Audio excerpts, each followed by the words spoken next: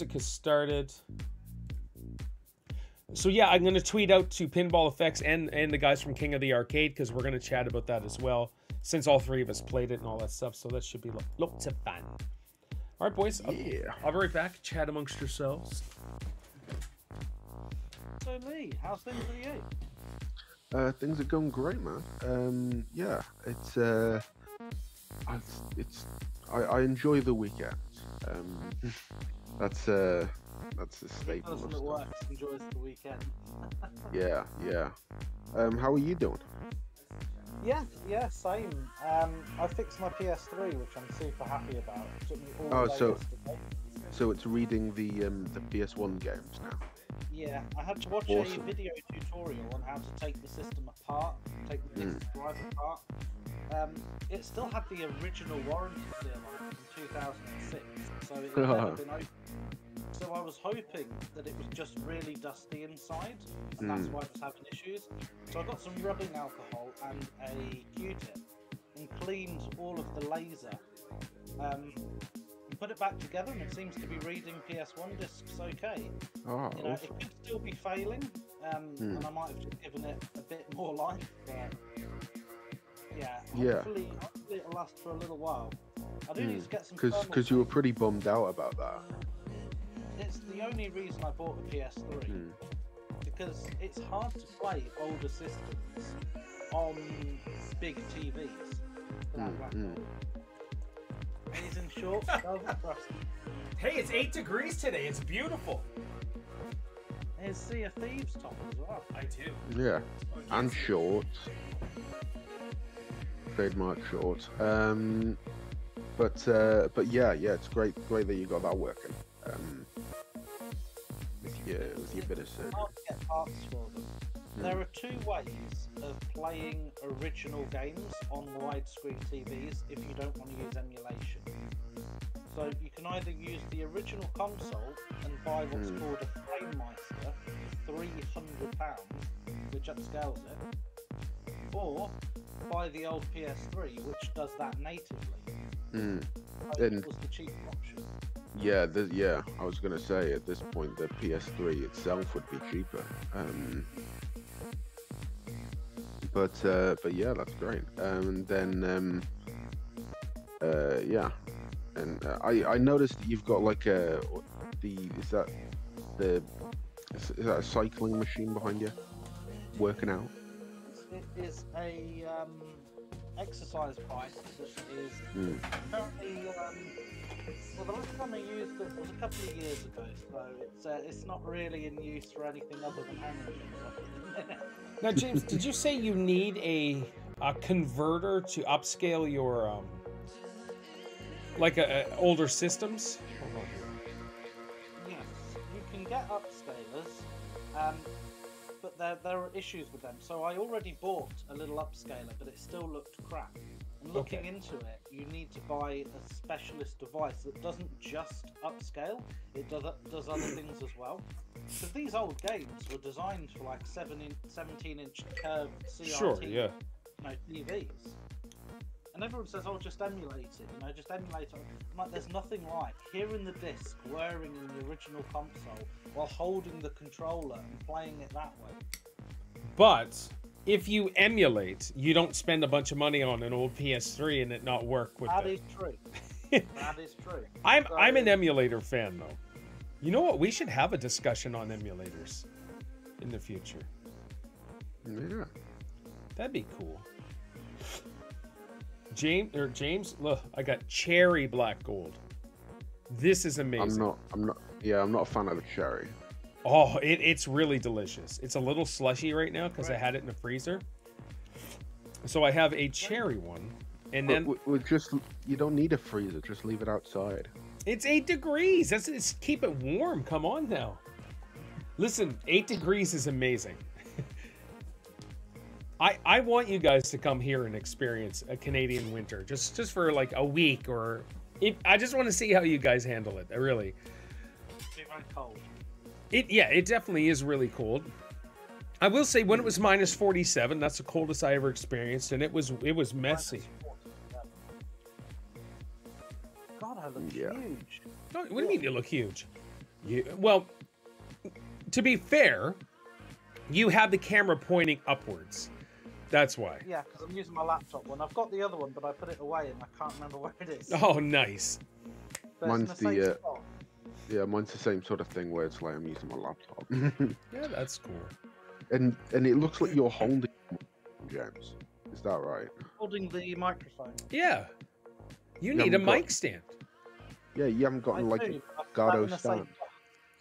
same- Especially for work, right? To do those Zoom calls. Yeah, I just use my headset like what Lee's got. Yeah. But my company's great. They've synced it so it'll pretty much only work on my work laptop, so I can't really use it for anything else. Ah, I get it. Nah. So what do you use when we're doing Gears? It's just Xbox Party Chat with my Xbox headset. You've got a separate. Cool. Yeah. Do you have the wireless one? No, All right. no, it's just wired. I had one wireless one, and I thought it was crap. It was rubbish. Okay. And I'm one of these people. I don't want to spend hundreds of pounds on a headset Yep. because you get what you pay for. You do. That's true. I've got a nice, expensive wired one, Yeah. but wireless.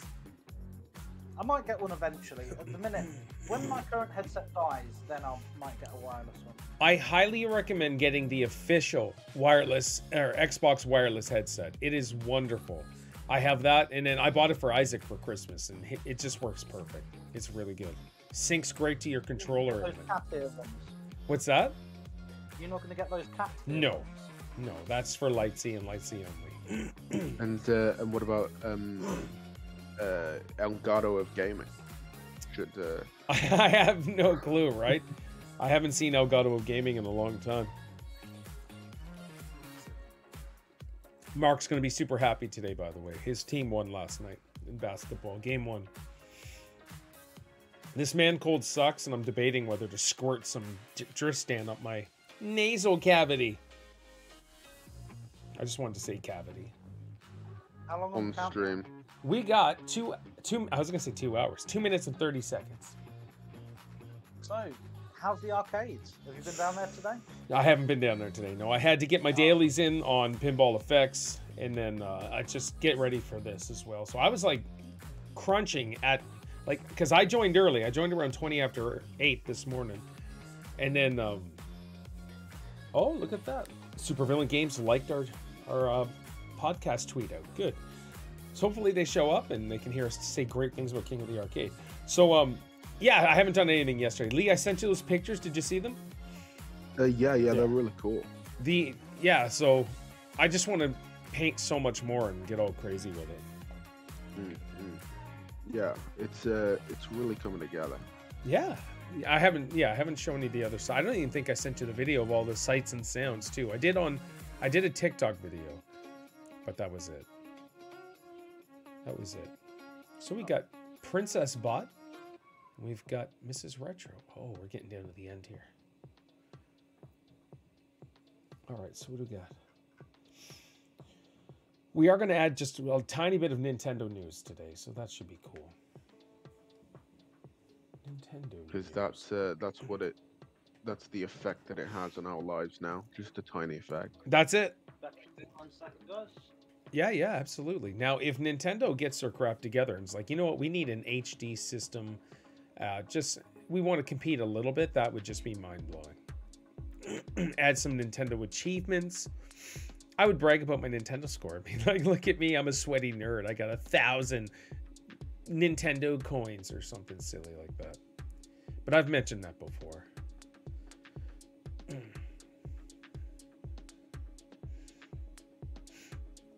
And so you thought Nope was just all right, James? Oh yeah. It was an alright film.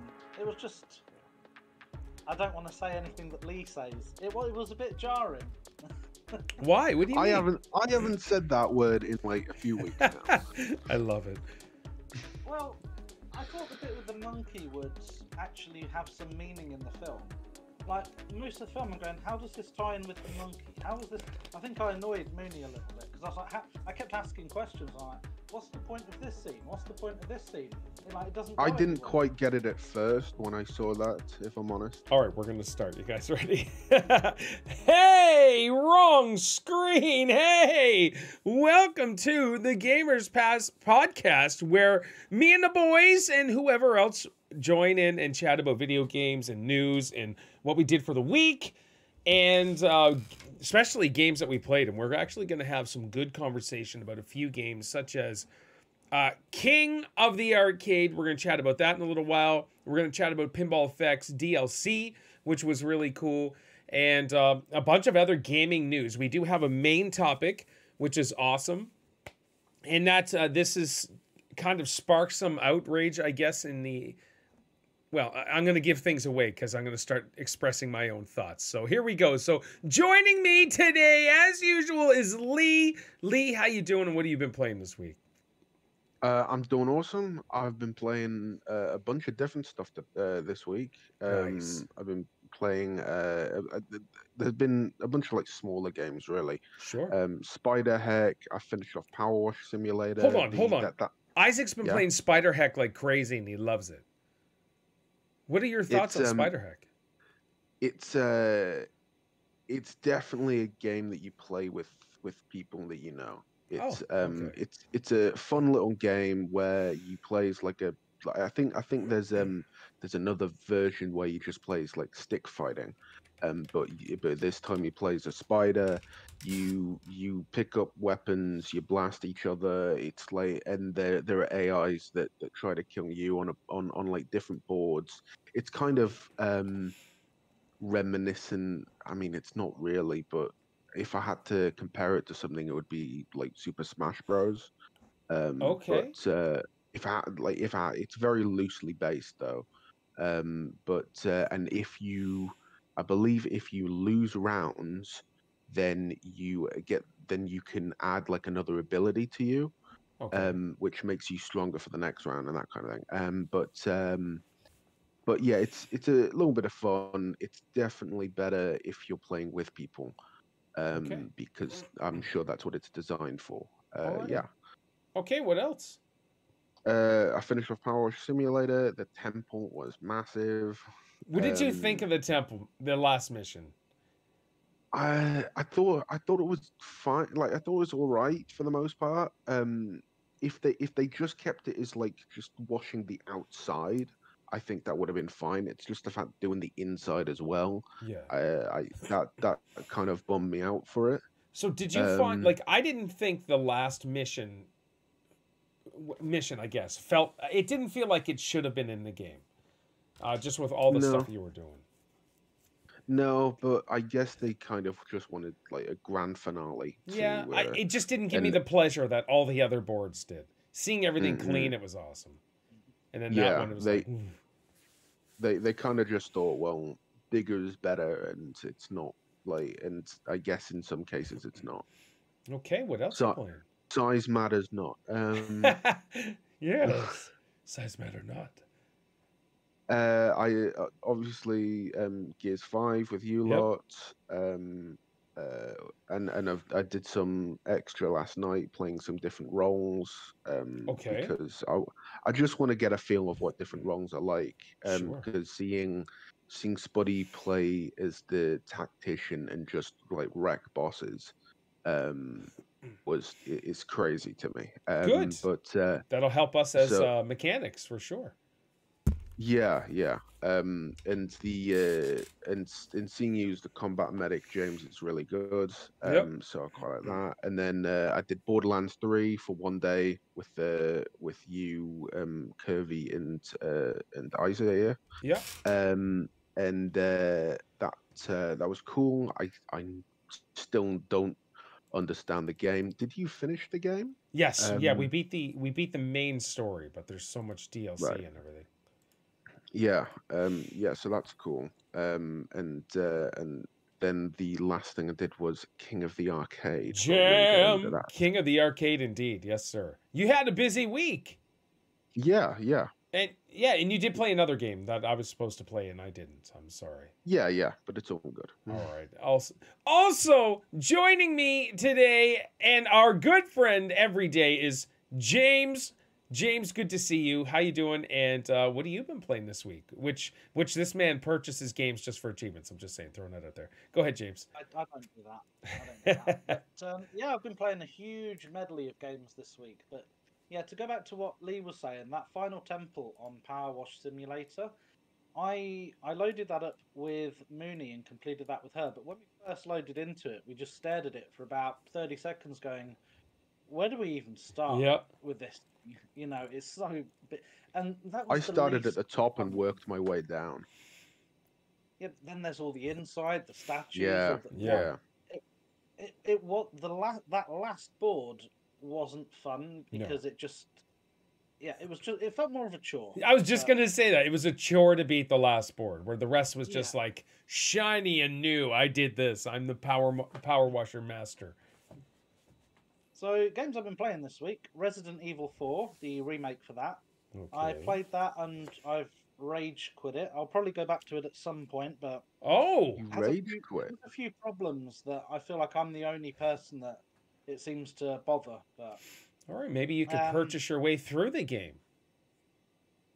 Unfortunately not. Callisto Protocol, I finished the New Game Plus on that. That was a good experience. I've been playing the Dead Space remake as well. I'm on my second playthrough of that, playing Mop Up, so that's quite fun.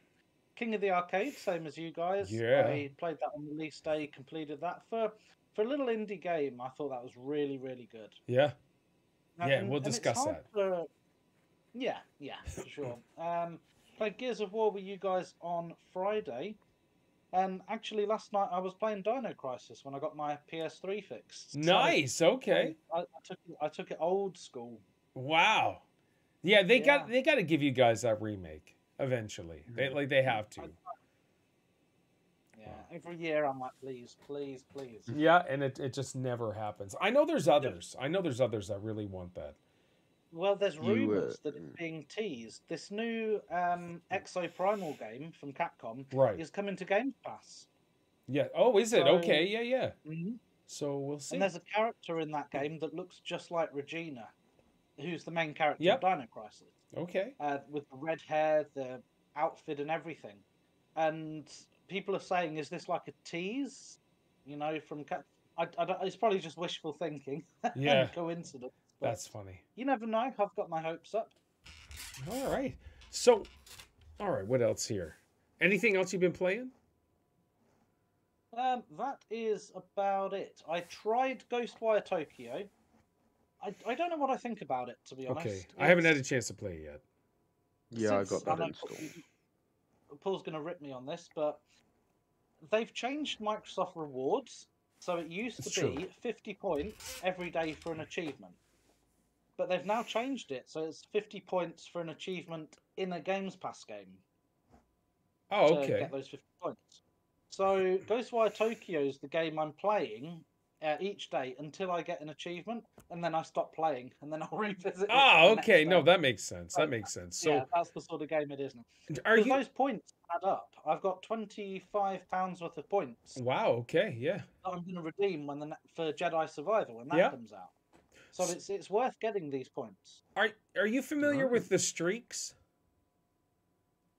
Yes, the weekly streaks. So yeah, I do those. Apparently, something happened with Xbox Game Pass or with the streaks that people got their streaks reset. One person, or on that Pure Xbox website, somebody was on a 114 streak and it just got reset to 0 because of something Xbox did.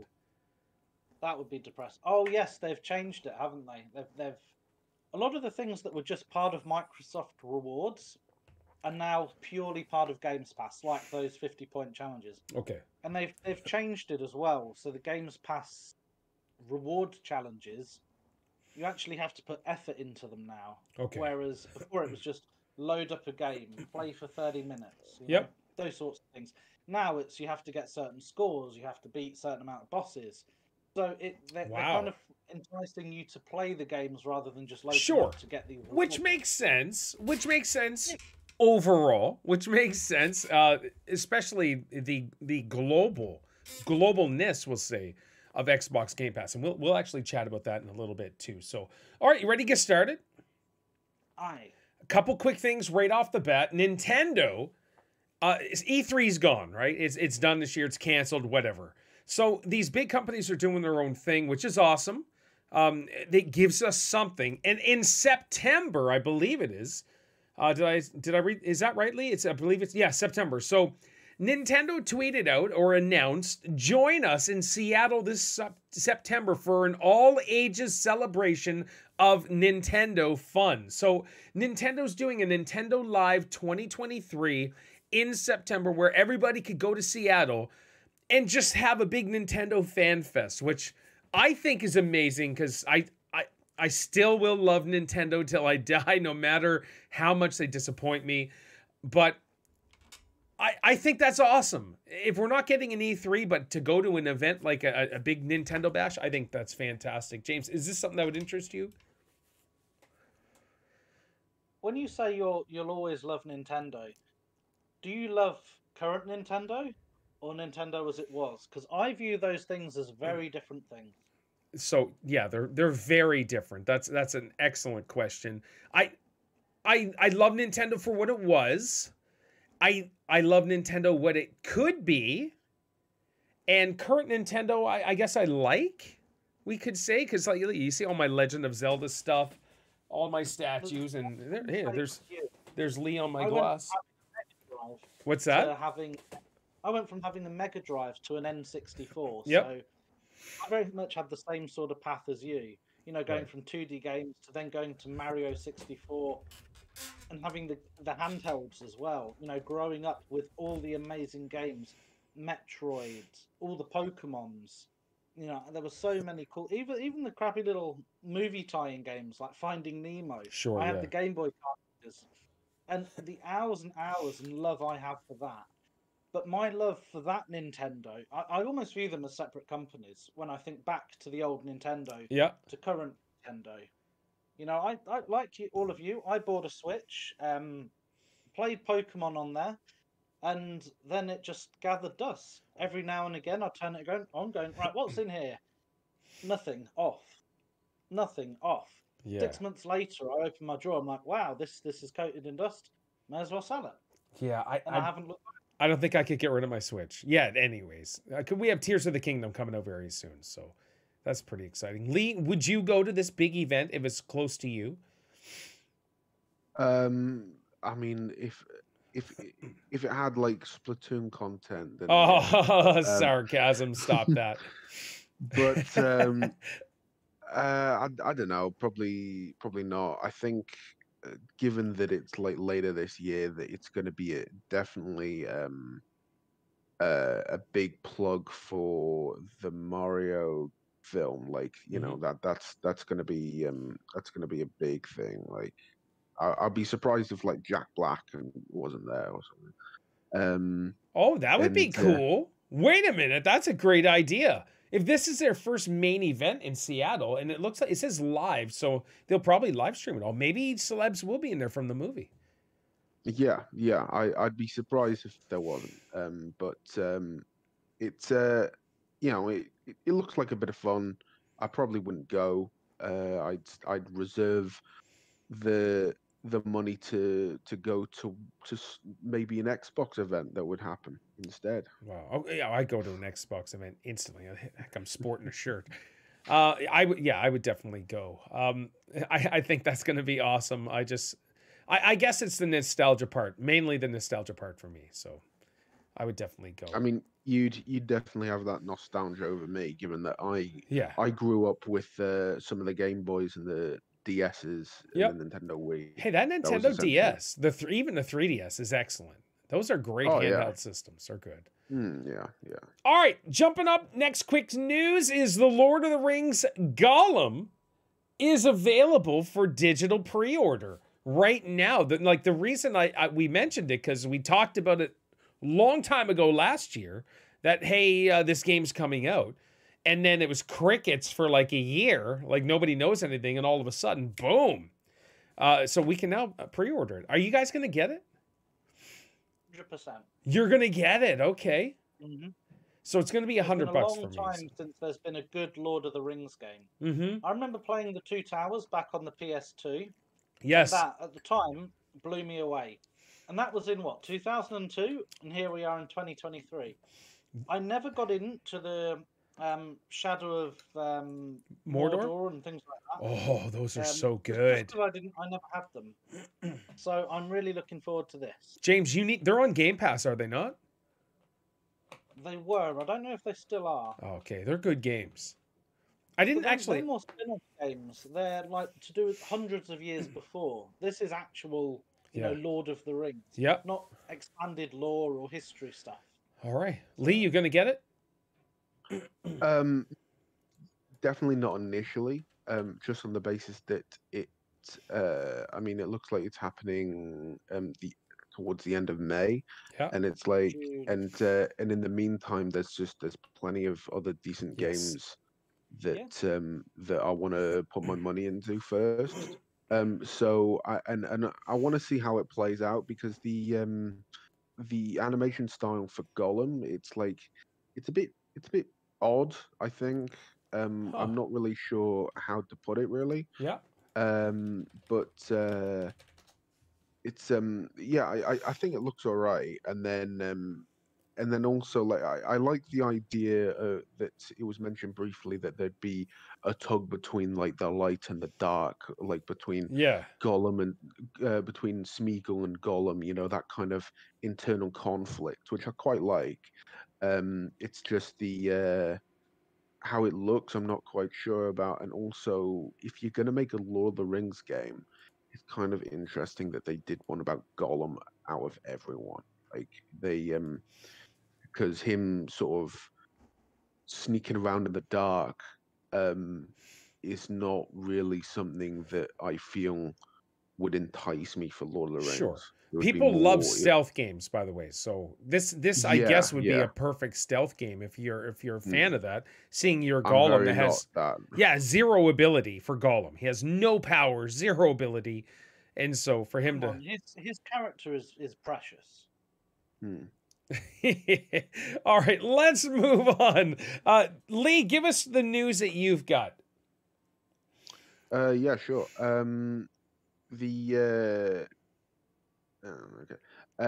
Xbox reveals frustration for a group of gamers trying to sue over the Xbox deal. So again, yes. Keep going. Back, I can't even remember how long ago it was, but they a group of gamers they tried to sue Microsoft over the Activision Blizzard takeover.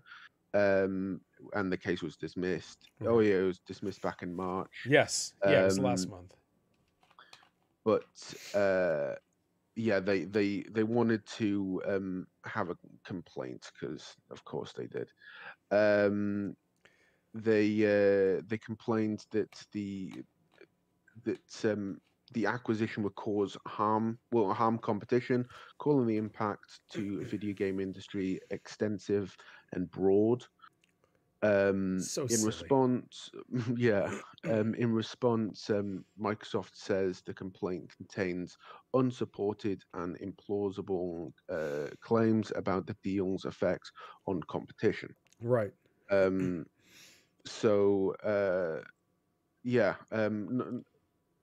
in court filing last week, Microsoft went one step further with the criticism, stating that the original case was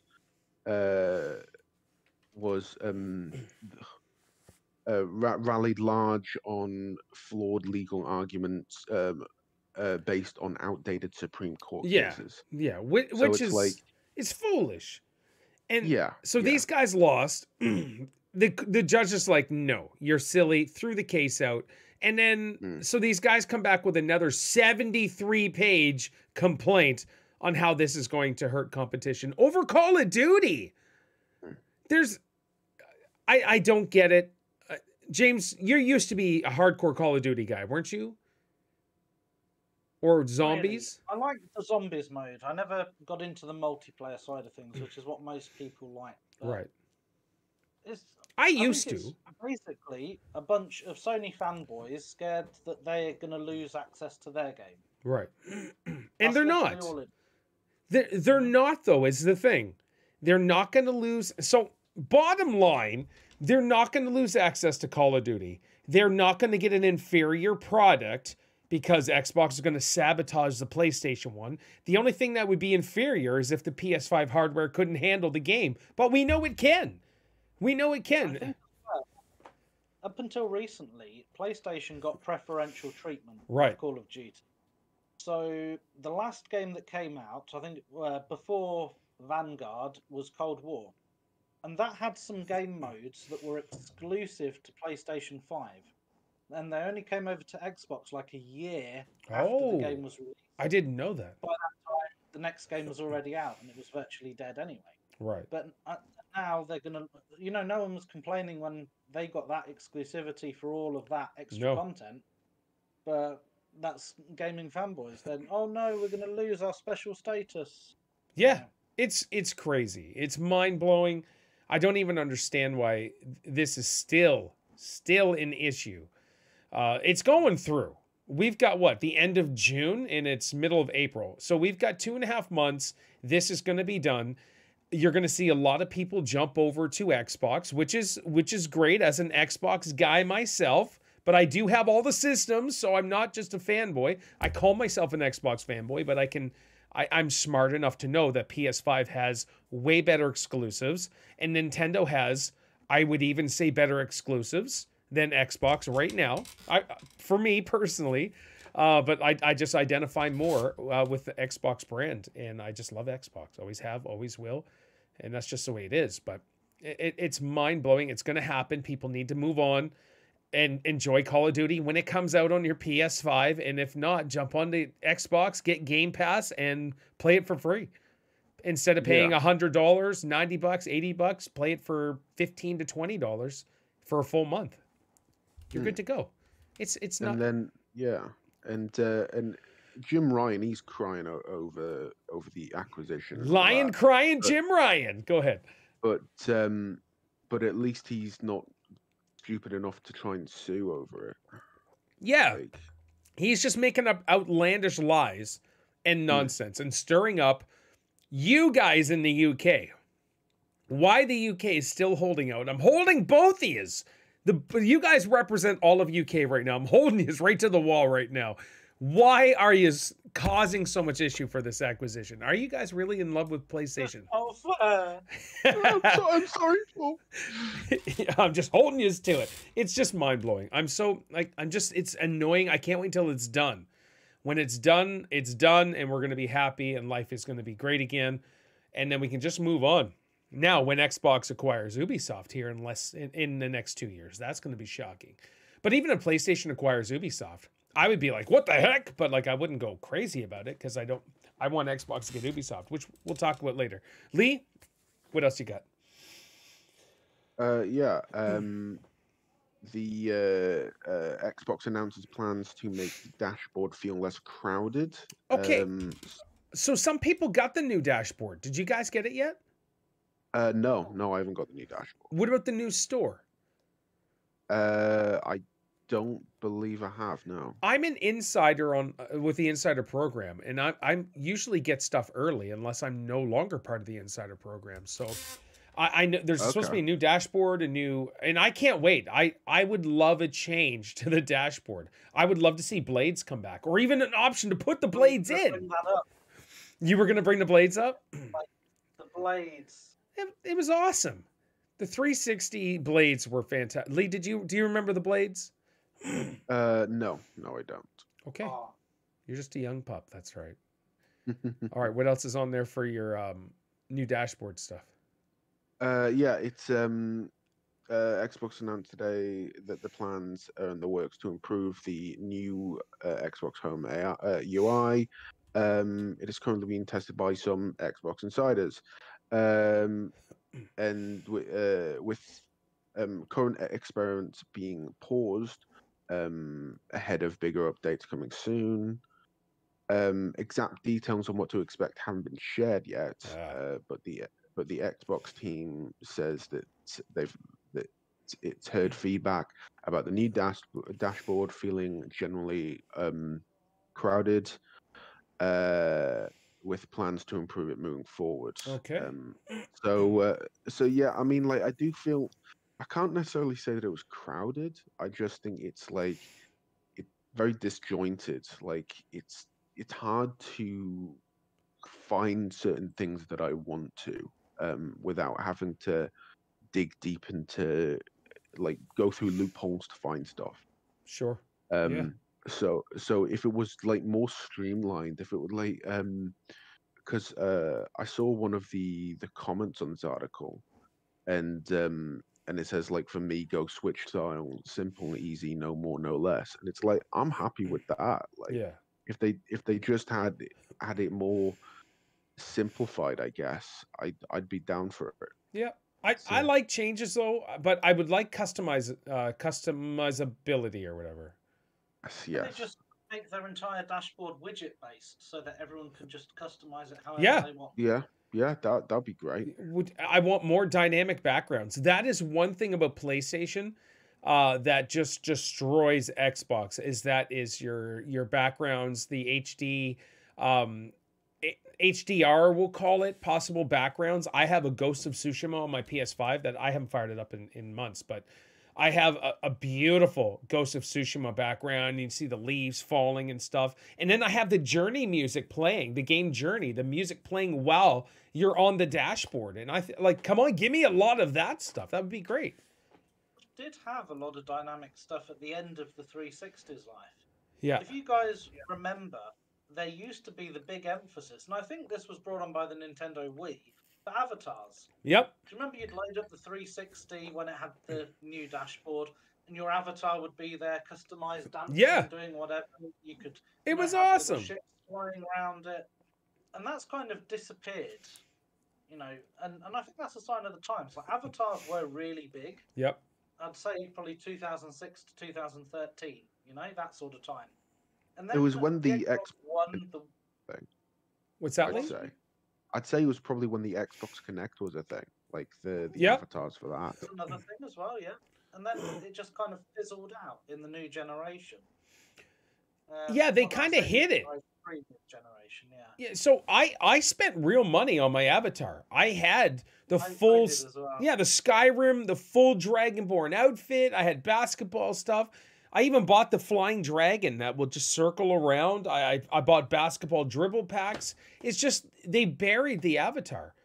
And even though it's still there and you can buy stuff for your avatar, it kind of gives you an Xbox One sort of store for your avatar. It's really weird. I would love to see it come back again. I think the avatar is awesome. Avatar, everybody still loves an avatar, and especially with people streaming being, what do they call, VTubers or something? They have an avatar represent themselves. Like, I would still decorate my dude.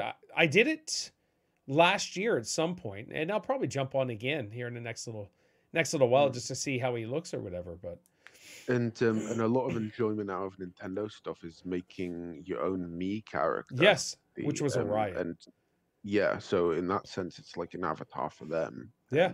And, Mii's were incredible. There were so many different designs doing like Batman and just crazy fun stuff. So Mii's were awesome.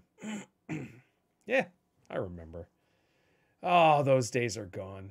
Well, they're gone. 3,000 years ago. Yeah, yeah, exactly. All right, what else you got? yeah, the another thing is Xbox is bringing 9 Bethesda games to PlayStation Plus this month. Okay. So PlayStation Plus, they've got like 16 games that they're doing, 9 of which are Xbox games. So it just shows how desperate they are. Oh no. Go ahead. Having to ask Xbox to help with their promotional thing. But whatever. Most of them are Doom games. They've got Doom 3, Doom 64, and Doom Eternal. And they've got Wolfenstein 2, Dishonored Definitive Edition, and The Evil Within. So okay, wow. Yeah, those are the ones that they're letting PlayStation borrow because that's they haven't awesome got enough of their own stuff. Yeah. Yeah.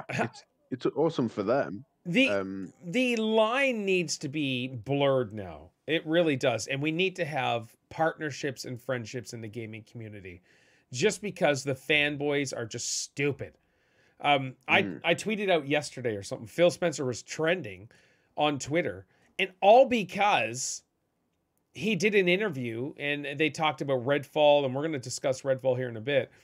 But it was all Sony fanboys just hating on Phil Spencer and the games and the system. I'm like, what are you doing? Like, grow up. We're gamers. We just need to have fun and just unite like it used to Do be. you see any Xbox people moaning about all the acquisitions that Sony have done recently? Oh, say that So, again, James. I'm sorry.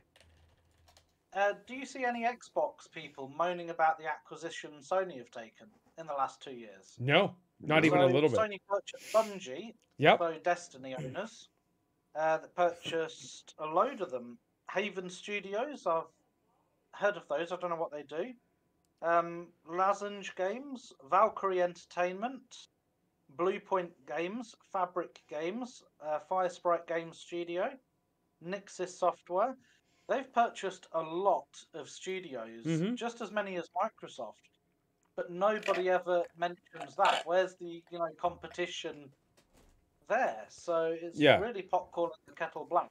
All companies are wanting to buy people. It's just there seems to be more hate for Microsoft for some reason. I don't know why. I don't know. Microsoft's always got hate in the sense from the company itself, and with PC and stuff. But it's ridiculous. Xbox has been amazing. I've had so much great games and lots of fun on Xbox. Same. Yeah, I can say the same for Nintendo. One of my fave games of all time is a Sony exclusive. That is Ghost of Tsushima. I would love for that to come over to Xbox. I think that is a must. It should. And then, because I want you guys to play it. I want everybody to experience Ghost of Tsushima. I really do. Well, I wanted to play Death Stranding when that came out, but it was a PlayStation exclusive. Right. It's on PC now, right? Xbox Game Pass PC? It is. Casino I'll be honest, changing? I used to be a PC gamer. Keyboard, mouse. Yep. Especially when it came to strategy games. Yes, Now sir. I don't really game on my PC. Right. I just don't. I would game on my PC if it fit my lifestyle, I should say. So I can sit on the couch and play games with Steph sitting right there, which is totally fine. I don't. Rarely ever do I do it, just because I take my time to spend with my wife and kids. But with a PC game, I have to go to a separate area or a separate room, or because I can't set up a giant PC system right in the living room. I could, but I don't. But I just don't want to. I just don't want to take that time away because my back would be to her, whatever, as opposed to her sitting on her phone and me with my controller. So I love PC gaming. Don't get me wrong. I think that's probably the best for your money, best for bank, as well as experience. But I love the controller and I love my Xbox. I really do. So PC's really where it's at. PC's amazing. This is good. This is great. I love chatting all this awesome stuff. Lee, what else we got? Truffle Shovel, I do most of my gaming on PC now. Big Casino, good to see you, buddy. Ching ching. Go ahead. I'm pretty good. I'm all done up with my stuff. Okay. I have more. James, I want your thoughts on this because you're frustrated. You rage quit. You hate this series now, and you'll probably never ever go back to it. But Capcom has added microtransactions to Resident Evil 4 after release. There's an aspect of the game you can, find items, sell them to the in-game vendor to upgrade your weapons. And once you've purchased all the weapons, you can then, using in-game currency, purchase what's called an upgrade ticket, which adds the final, upgrades to your weapon. And Capcom have now added in microtransaction form, you can just buy these upgrade tickets for your weapons. Okay. Which doesn't concern me. My biggest gripes with Resident Evil 4, I loved my first playthrough. Yep. On the second playthrough, I found things annoyed me. So a huge aspect of the game, it fits in with the story. So you go to a village to rescue the president's daughter who's been kidnapped. That's the story. Okay. And when you find her, huge segments of the game are an escort mission. Oh my And gosh. I hate escort missions in games. Yes. For some stupid reason, they've decided that your AI companion, the daughter, is vulnerable to friendly fire, which is stupid. So I had several problems where I'd be aimed in at an enemy, she'd walk across my screen, and I'd shoot, and I'd headshot her and she'd die.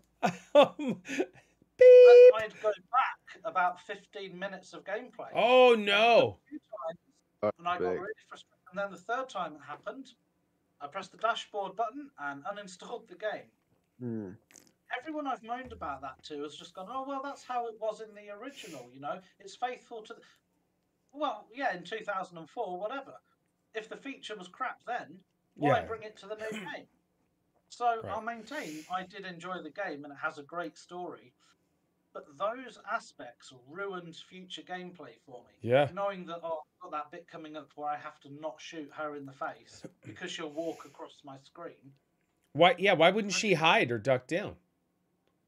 Well, that's a feature. You can tell her to hang back. But if you're in a really close area and she can't hang back, right, she'll just stand there as enemies, you know, come near her. That's and she stupid. has a two-phase thing. So if an enemy hits her, she goes down. Yeah. And if it hits her again, she dies, and you go back to the previous checkpoint. Oh. Just ruined it for me.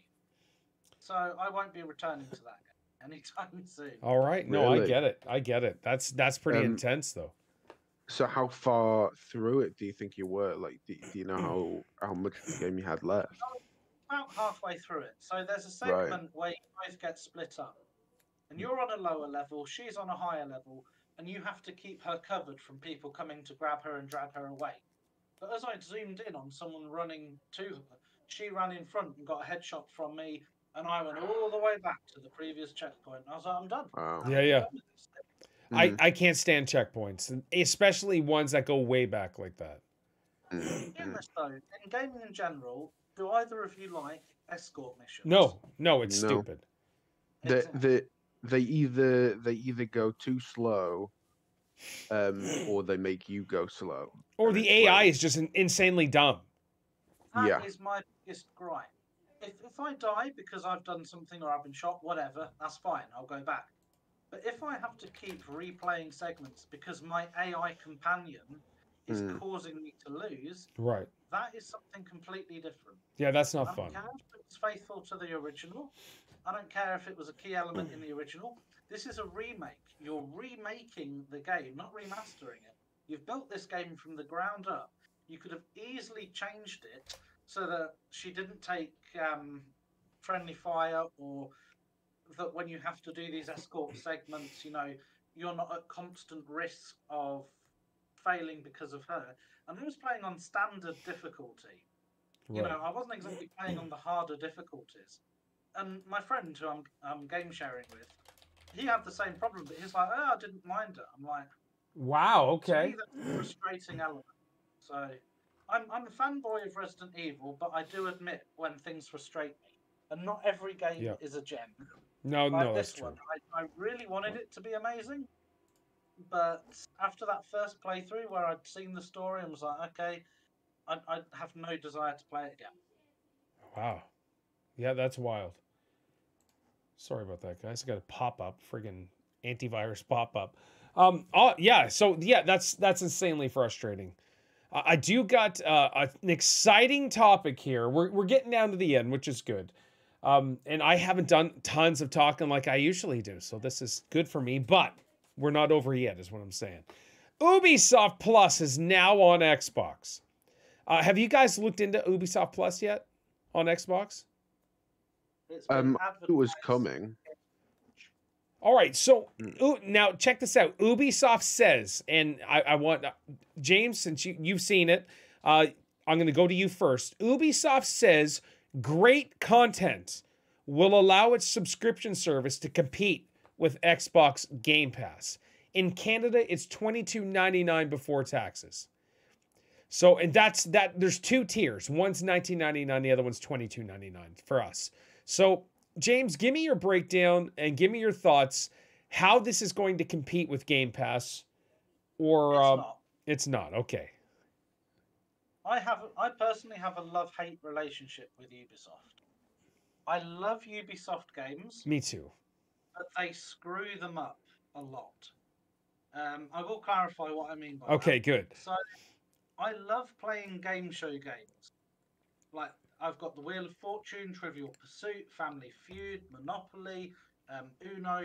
They seem to hold the, no pun intended, monopoly on those sorts of games. Yep. And the big thing about those games is the online mode, which they keep screwing up. Nearly every single one of those game show games is unstable online. So Monopoly randomly crashes, they've never fixed it. Uno does the same. And they've ninja stealth some of the servers for their games, i.e. taken them offline and not announced it. I Okay. used to love playing Family Feud with one of my friends. Yep. It's just a fun game. Sure. And we tried to play it a few weeks ago, and it just wasn't connecting to online. So we looked online, and they turned off the server for that game and not told anyone. But the game's still available to play and purchase. I'm like, great, one of the greatest games we like, they've just turned it off. And Trivial Pursuit's another one where you'll go out of sync and you'll just get kicked to the main menu. That So sucks. those sorts of things really annoy me because there's no other company that really makes game show games. They seem to hold the licenses for that. I think, how cool would it be if we were all playing Wheel of Fortune? Yeah. You know? I love those sorts of games, but the online's just too unstable, and they never fix it. And every game is the same from them with that. You know, if anyone's experienced it, you'll know exactly what I mean. Yeah. That being said, all of the single-player Ubisoft games I've played, like Phoenix Rising, are phenomenal. Right. I sunk about 50 hours into Phoenix Rising. It was so good. Really? Okay. Yeah, I haven't played it yet. It's really good. It's like Assassin's Creed, but mythical. Mm-hmm. So, and obviously, Assassin's Creed games Of are course. fantastic. Watch Dogs. Far I think Cry. I'm about 10 hours into Valhalla. I'm done with the game. Yeah. You know, nothing for me to do. But when I got to that 110-hour mark, I was like, wow, I loved every second of this, and I can't wait for the next one in Japan. Yes. Oh, that's going to be good. Yeah, but £20 a month for a service that I'm not really going to use is, especially when all of them game show games are completely unstable. Right. I've played all the good single player ones. Yep. For someone maybe just getting into gaming who's never played any of these games, it would be cheaper for them to get Ubisoft Plus rather than buy all of the Assassin's Creeds and all of these singly.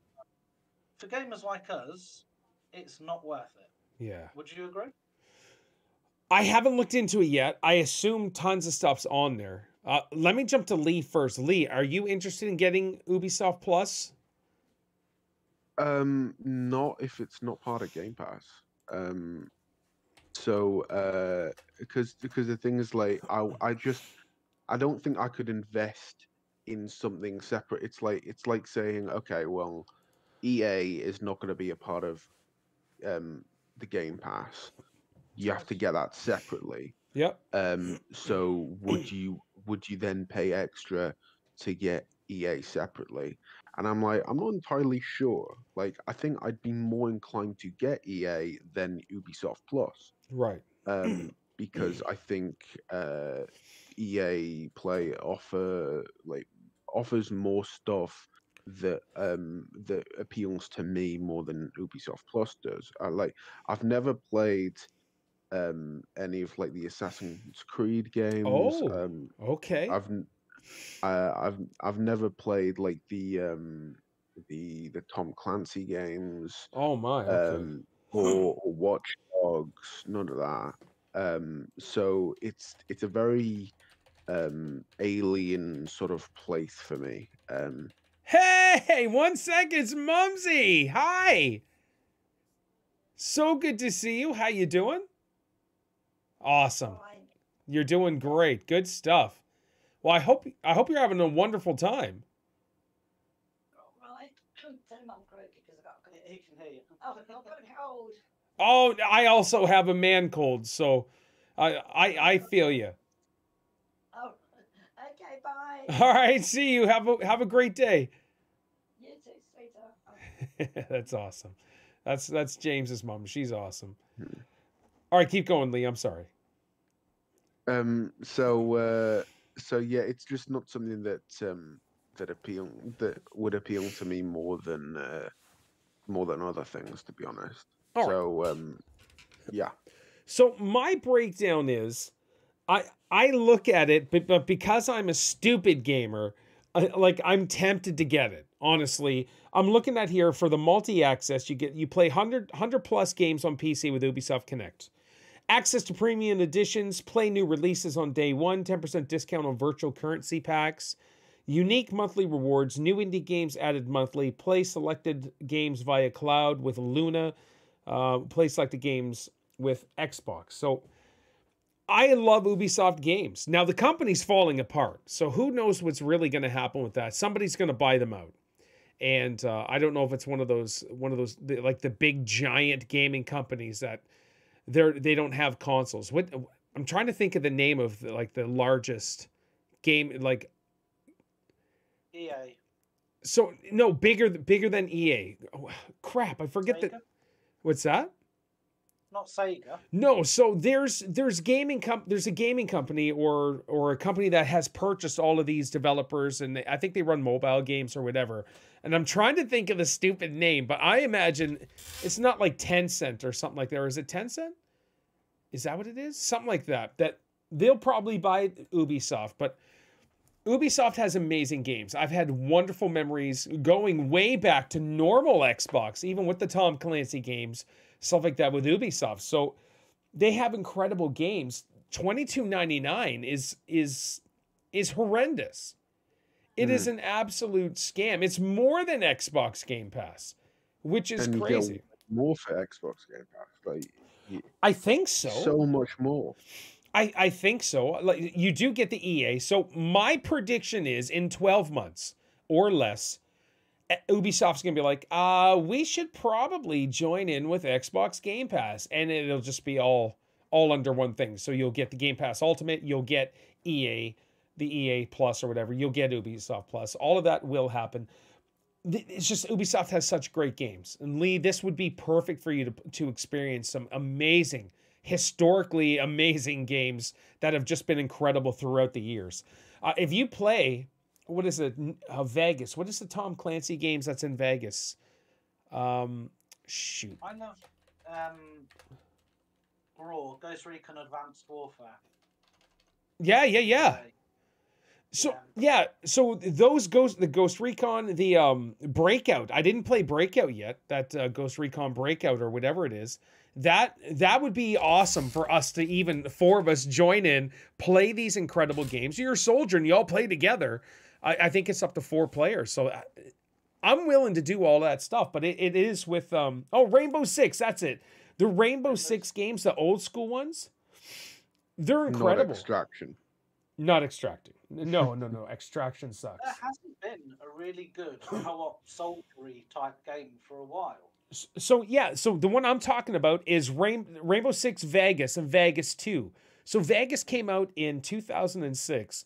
Vegas 2 came out in 2008, and there was almost like horde modes or something like that. Me and my oldest kid, Isaiah, we played that tons together. Just 2 players, just trying to beat the boards together. So much fun. And so, Lee, you need to play these games. I'm just throwing that out there. These are just incredible games. Ubisoft Plus is a good thing. I just think it's greedy, beyond greedy. And so, okay, great. You get an you get an Ubisoft Plus new game that's coming out. Yes. But when's the next Far Cry coming out? When's the next Tom Clancy game that people really want to play? What else? I don't know. When are these big games coming out that's by Ubisoft? And whereas you play Xbox Game Pass, you get tons of different brand new games by different companies that are coming out, and it's cheaper. Yeah, and things you don't expect to be on there. Like when you look at games coming to Xbox, I didn't expect to see Ghostwire Tokyo on there. Right. The new Capcom one, the Extinction one, I can't wait for that. obviously Redfall's coming out, Minecraft Legends. Sometimes it's a real treat to see Yes. what's coming out. Oh my god, that's coming to... And then you think, wow, that's money I'm not going to need to spend on that game. Right. Yeah. And You know, that's a big thing as well. yeah, so for me, and I say this almost every day in every podcast, brand new games are either $79.99 or $89.99, depending on the greed of the company. And I pay 15% taxes. And so if it's $79.99, that gives me $92 and whatever cents. And then, or if it's $89.99, it's like $101 or $102. It's a lot of money for a brand new game. And so Game Pass is just perfect. It really is. They've done it is brilliant as well. So I never really had an interest in Games Pass. And then Gears of War 5 came out. Mm-hmm. And me and my mate were talking about it. So this would have been back in 2019 I got Games Pass then. So we were looking at the game and we're like, well, the game's 70 quid, £70. Yeah. Should we just buy it or should we just get it, just pay for Games Pass and see how it goes? So we got Games Pass thinking, well, if the game's £70 and at the time Games Pass was what, £10.99, it would take like 7 months of having Games Pass to equal the cost of what the game would have charged anyway. Yeah, exactly. And then when we got Games Pass, we discovered loads of, you know, games that we enjoyed. Gems.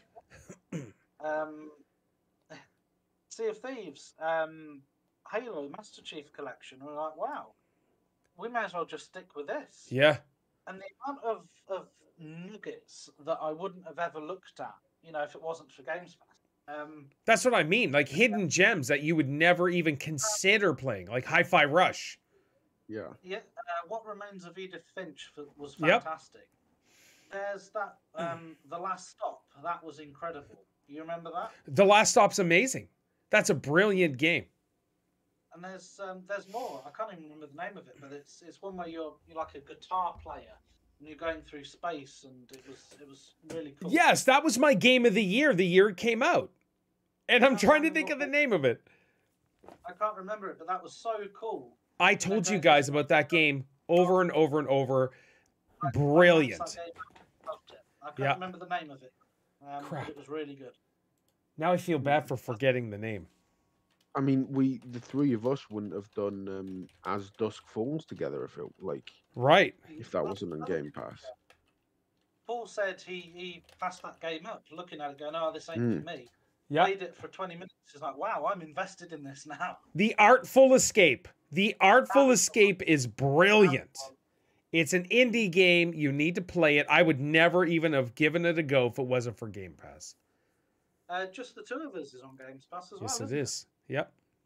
And that was phenomenal. So, yeah, bottom line, Ubisoft needs to humble themselves, join in, and the amount, let's say Xbox does consume Ubisoft Plus. Holy crap, that would be amazing. They don't have to consume Ubisoft, but Ubisoft Plus is like, hey, yeah, we'll just join you guys.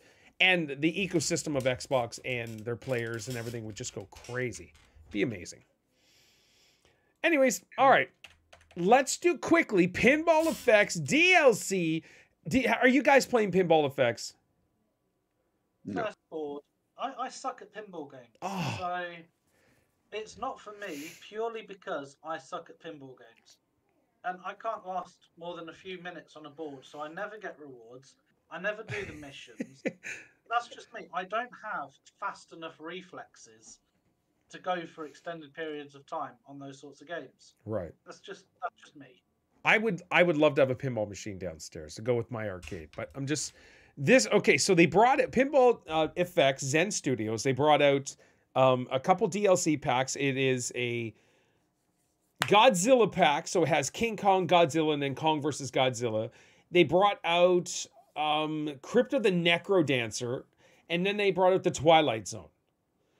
So Twilight Zone, I think it's a replica of the original, which was really cool. Lots of points, lots of stuff from there. That board was really fun.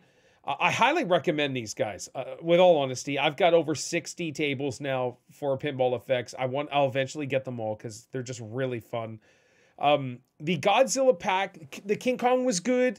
Kong versus Godzilla was good. The actual Godzilla board, I want to say this nicely because it's not a bad board. It's really good. It's awesome. They got some incredible sounds. I just found that the design was lacking in the sense that if I hit my left bumper, and you guys seen it on stream, and I have tons of examples, and I tried again yesterday. I played it yesterday, and I'm like, it's the exact same thing. You hit the left bumper, it shoots over to a side out. Hit the right bumper, it shoots over to the side out. You go up the ramp on the left-hand side, and it comes straight down, and it's usually an out.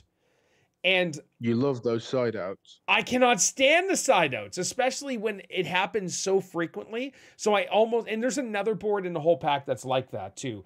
But that needs to be fixed for me personally. I would love to see that fixed because the Godzilla board's cool. Really awesome design, but there's so many side outs, and maybe I just haven't mastered it. Maybe that sort of table like that is, I need to do better. And I could agree with that. Paul, get good. Okay, I'll accept it. The boards just came out, but they're awesome. Get them. And the Crypt of the Necrodancer blew my mind. That is a 10 out of 10 board. I had so much fun. It was just insanely well done. And whoever created that at Zen Studios, the person who's like, hey, you need to work on it, the group, commended. They need to be commended because, and I haven't mastered. I don't go read the documents. I don't read on how to play. I figure it out myself and just have a really good time. I'd probably get better scores if I'd actually read and learn how to do it, but I just don't want to. I just want to play the game and enjoy it. And Crypt of the Necrodancer, Pinball Effects, DLC, get it. It's live. It showed up. And huge shout out to Zen Studios. They offered me the free tables, the packs. They gave me 3 codes. It gave me all 5 brand new tables. Thank you, thank you, thank you. It was awesome, very kind of you. I didn't need that because I was going to buy them anyways, but I appreciate that they did that. And so I'll be getting the other tables eventually. And they had mentioned if I would like to work with them in the future with testing out their DLCs. So that's great. I messaged them today asking if there is a partner program because I'd be more than happy to partner up with them and do a review. I still want to do reviews of each table anyways. But yeah, that Pinball Effects, really good. Highly recommend it. DLC. It's free. You get 1 table, but also if you play the events, you get all the tables that are in the events except for usually 1. And that's kind of a premium table, but highly recommend it. Okay, we're getting down to the end. Paul. What's that? Pinball Paul. Pinball Paul. Gaming. We're going to talk a King of the Arcade here in a sec. I'm sorry, I cut you right off. What was that? No, I was saying King of the Arcade. We said the same thing at the same time. All right, so let me just give this quick announcement. PC Game Pass is now available in a whopping 40 new countries worldwide. Game Pass has taken over the world. It's the best thing in gaming. I know people are saying, like, have a kind of a doomsday sort of thing to Game Pass. Enjoy the ride. Game Pass is brilliant. All right, King of the Arcade. James, you told me about this, I believe it was. You messaged me weeks before King of the Arcade came out. And it's like, hey, because I loved Arcade Paradise. Arcade Paradise was perfect. And I told James about Arcade Paradise. And he loved it when it's done. Lee, did you play Arcade Paradise? No, I didn't play Arcade Paradise. Do it. You create your own arcade, which I'm physically doing downstairs in my basement. So I'm very, very excited about that. And then James had mentioned, hey, check this out. This is King of the Arcade. It's like Arcade Paradise. And I'm like, yeah, let's do it. I'll have a look at the PC Game Pass, do a truffle. It's okay. Sidetrack, squirrel. PC Game Pass is brilliant. I'm just throwing tons of strategy games, everything. All right, back to King of the Arcade. So King of the Arcade, James played it and he beat it within like you beat the story within an hour-ish. And I was just like, oh no. Because 2 hours. All right, 2 hours. I was like, oh no, because I'm going to stream this today. And so I was like, all right, I'm going to do it anyways, no matter what, because I love arcade, I love old school stuff. And I played it on stream. Excuse me, go watch the stream. It was fun. It's really cool. I love the mini games. The mini games are awesome. Carla, hello, Carla. I get to dance with Carla and all that stuff. So before I continue on with my constant rambling, Lee, what did you think of King of the Arcade? It was a very niche game. You know, I enjoyed it. Like it was very it was very good for what it was. Like it's not. There's not the expectation that it's going to be some kind of masterpiece in gaming. But it's sort of like what it does really well. Like I didn't find any sort of any glitches or any performance issues. Like it was all done really well. Um, how the aesthetic and the and how it sounded, it was very in keeping with the game. Like it's not like things weren't done needlessly for the sake, but I do like the details that were put into it. The story was fairly straightforward, but it's one that you can get behind. It's easy to follow. It's not yeah you're not going to get like lost in terms of what you're meant to be doing. There's a bunch of games to play Yeah. that aren't even part of the story. You just go and play them, and Yeah. you have a great time.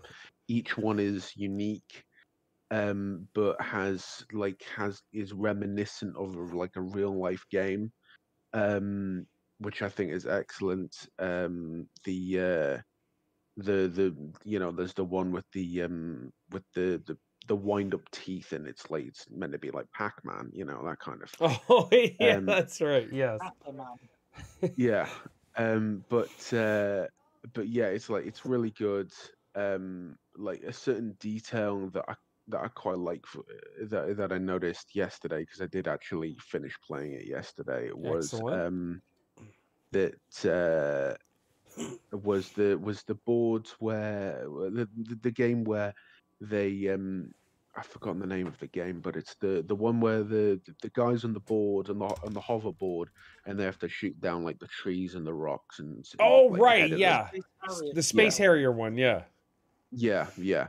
And a certain like sort it's like, I guess it's a detail. Is when you go to the lowest point, he gets off the board and starts running. And it's Yeah. like they didn't have to do that. Like they Right. didn't have to animate the guy running like off the board. And then getting back on the board when you raise back. Like they could have just made it so that he was just like hovering at the lowest level possible. Sure. Yeah. They didn't have to do that, but I appreciate that they did, because certain things like that shows that there's a lot of care, there's a lot of like uh personal sort of um devotion to the game, and I think it's really good. Excellent. It's yeah, I enjoyed it. Good. James, what about you? Yeah, exactly the same as Lee. I think what people need to understand is you can't view a AAA title and an indie title on the same level. No. You look at, I don't know, just give Call of Duty as an example. If you watch the end credits, you'll be sitting there for about 10 to 15 minutes watching names. Whereas this, it was like 2 pages of like 10 people who worked on the game. Yep. So you can't, when people say, graphics this and that, you can't compare them. Right. It's a different world. For an indie game that a few people have developed, it was fantastic. Yes, it was. And it was like £5 for 2 hours of enjoyment. And I'm happy with that. Sure. I loaded it. When you introduced me to Arcade Paradise, it scratched an itch I didn't know I had. And when I completed that, I was like, what other games are like this out there? Yep. Which is when I came across that in the Coming Soon. And it shows that there are not that many games out there where there are loads of building games out there, but not one where you have a store, and you have a shop, and you do what you want with it. And this was similar to that.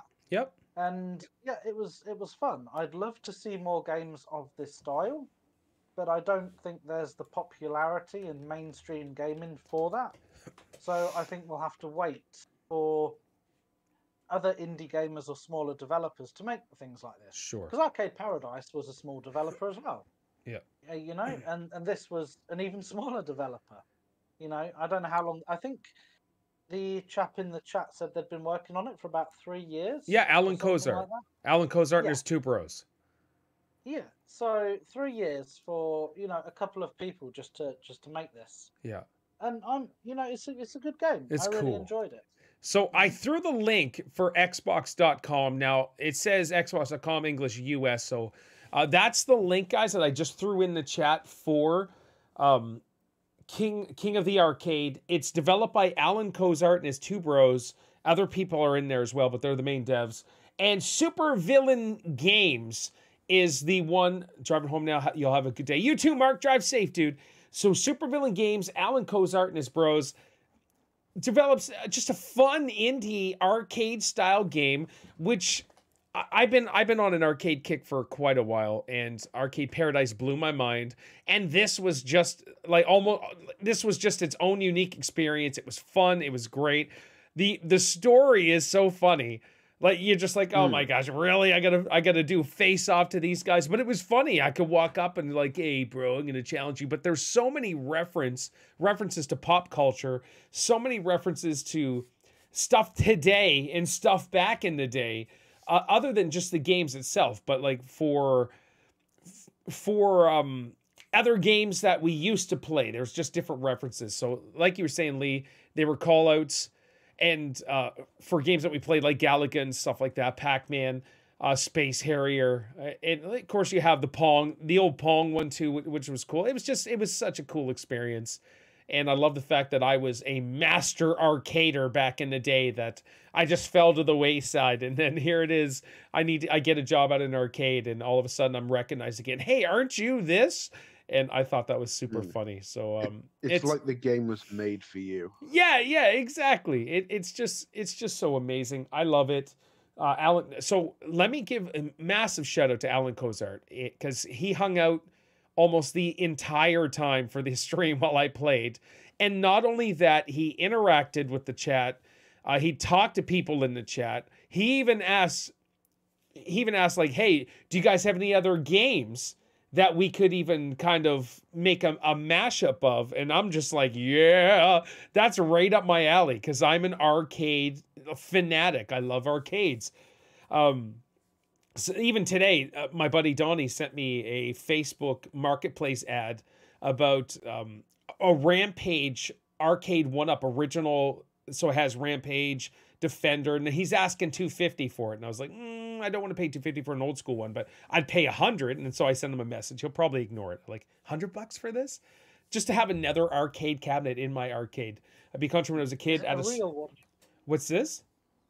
Is it a real one, or did you say it's an arcade 1-up? It's an arcade 1-up box, but it has Joust, it has Defender, and it has Rampage and another game. So it's just really cool. Defenders is awesome. And so I was relaying some of these games to Alan while he was in the chat as well. And I fanboyed.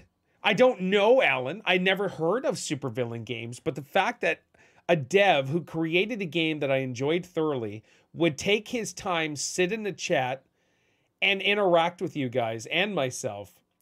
And then when I beat it, and there is his name and his two brothers' names. Lee, you took a screenshot. I was like, oh, yeah. He was in the chat. And so here I am a week later, or a few days later, still talking about it. Soon as I was done, I ran into the room to tell my oldest kid, hey, guess what? This game I played, the dev Alan, he was in our chat, blah, blah, blah. Stayed the whole time. It was just wonderful. It was such a great experience. And that stuff goes a long way with me. And with all the stuff that the guy promised, like said that there was going to be added and upcoming, that could have constituted a whole other game. Like, oh my gosh, yeah. So the amount of stuff he mentioned, like it's crazy, and it's all for like a $5.99 game or whatever. Yeah, like, it's $8.99 I think for me, but that's amazing. And like it's definitely like. You get more stuff than it's worth. Like you know, like it's you get more out of it than you pay for it. Like definitely. Yeah, it was wonderful. So it was a great time, and thank you guys for interacting with Alan. People could have ignored him our chat's always friendly anyways. Our crew's always friendly. So King of the Arcade, if you guys have not purchased it, please do. It's on sale for another 3 days. Support an indie dev. It's an easy game, but like, you could keep playing it. There are 2-player games, right? I did see 2-player games. So that's cool. You can play with your boys. You can play with your buddies. And there's apparently a whole lot more coming down the line. So King of the Arcade, get it, enjoy it. For you in the UK, James, you said it was $5.99 or something like that, £5, £5, stuff like that. It was just phenomenal. So thank you, Alan. Thank you, Supervillain Games. Both of them retweeted our podcast out today. So that was super kind of them to do that as well. Not only did they retweeted it too. So King of the Arcade. And so me being me, I made even pitches. I'd be like, hey, you create a game. Here's a game. You could call it Pharaoh's something just to go along with my channel, right? I said I'd even do voiceover for free. I don't care. I just want to see something like that be amazing and be part of something that's really amazing like King of the Arcade. If I can make that game go global, I would do it. It's just so awesome. And it's really cool. Mooney's been lurking. And you could tell that like Alan was really passionate about it. And 100%. yeah, and that kind of passion goes a long way. Yeah, and just the fact that he would just hang out for 2 hours or so, that speaks volumes of the kind of people they are, and fantastic. I would love to be part of a gaming crew anyways, and this is why I do YouTube and all that stuff. But anyways, all right. King of the Arcade, get it, buy it, support the devs. Supervillain Games on Twitter. They are called @SuperVillainDev, and they are fantastic. This is so good. So the games, their title says King of the Arcade, available now on Xbox. And it says Doug hates his job out now on Xbox One, Xbox and Nintendo Switch. Doug hates his job? What is this? Hold on. Doug hates his job. I know nothing about this. Is that another game they're doing? Yes, Doug Hates His Job is a beat-em-up game with an office mockumentary style story about a sales agent Is that the who... black and white one? No. Isn't it the black and white? Oh no, it's different. And this is actually an ID at Xbox? Wait a minute, is Supervillain Games part of the ID at Xbox program? We talked about that last week on how many, or a couple weeks ago, about how many companies are under the ID at Xbox program. What was it? It was like 3,000 games being made right now under that? I think that's what it was. My mind is blown right now. This is great. Doug Hates His Job release trailer. Okay, so they're in an office. Oh my gosh, that's a riot. You got to watch the trailer for Doug Hates His Job. 8 gameplay styles. It's almost like a GTA thing. Okay, that's funny. Oh, it says interactive story as well. All right, that's funny. I don't know. We'll have to see what that's all about. Alan Cozart, Supervillain Games, thank you all so much. Thank you, thank you, thank you. If there's anything I could do for you or James or Lee, let us know, and we'll be more than happy to do whatever it is possible. I have no issues. Not looking for freebies. Just looking to interact with some gaming companies and help you guys do whatever we can. All right, main topic. Here we are, 10:30. Okay, we got this. So this won't be a long topic, but I want the chat, the millions that are watching, I hope you guys get involved in this, because this is something I think the newer generation is the reason why this is a problem, as opposed to us older generation. That is no big deal. Okay, so Redfall is coming out soon. Redfall will only run at 30 frames per second when it launches on Xbox Series X and Series S. And some Xbox fans call on Bethesda to delay Redfall until 60 frames per second is ready. I have my thoughts, but we can wait for that. Lee, what are your thoughts on this? Is 30 frames per second an issue in 2023? Xbox Series X, Xbox Series S. Do you want a game like Redfall, which I think we're all playing, Do you think that should be delayed until 60 frames per second is going to be released, or is 30 frames per second locked? Is that an issue? It's a bit of a surprise, to be honest. Like, to have to push such like a graphically strong game and have it go at 30 FPS, but like at launch. I do think that they've mentioned that they would be adding like 60 frames later. But it is a bit of like a surprise in terms of how hard they're pushing for this game. Like I think even before it's like being released, it's in contention of being Game of the Year and stuff like that in many things. Okay. But so I'd say it's more of a surprise. I can't say from a personal standpoint I much care, because I like, as long as it's a consistent amount of frames, I'm happy with it. Like, it's I've played games where all I can get is 30 frames per second when really you can get a lot more. Like, it's but I've only ever had the capacity to get 30 frames per second. Like, it's not, it's but I didn't really care that much. Like, I was just happy to be involved playing with the game. So it's like I think people can just be a bit British about the whole thing, where where they sort of feel like it's expected, or they're entitled to have like the highest performing games, because they can buy the most expensive equipment that enables them to do that. So even though really I just like the aspect that everyone can come together and play the game. Okay. So it's no big deal to you that it's 30 frames per second. All right, James, give me your thoughts. But I can see why it is. Couldn't give a hoot and nickel. You know, doesn't make a difference to me. I grew up playing 8-bit games, so the fact that it's at 30 FPS, not 60, couldn't give two hoots about. I've played fantastic games at 30 FPS. I've played awful games at 60 FPS. Right. As long as the game looks nice, doesn't have any graphical glitches, doesn't make a difference to me. That's it. That's literally it. It doesn't bother me in the slightest. I'm trying to find my conversation here. So, all right.